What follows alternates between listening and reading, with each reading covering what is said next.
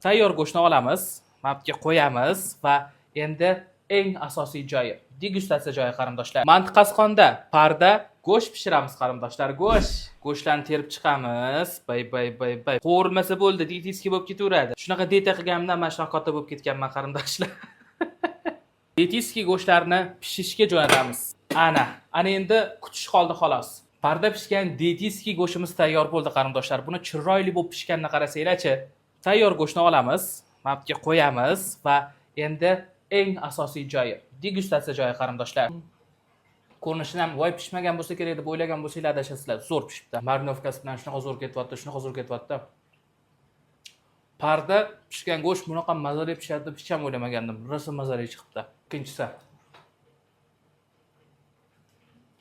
Xullas qarindoshlar, Chin bozorimizdagi kichkinagina mantiqasqonda pishgan go'sht shunaqangi shirin bo'lar ekan.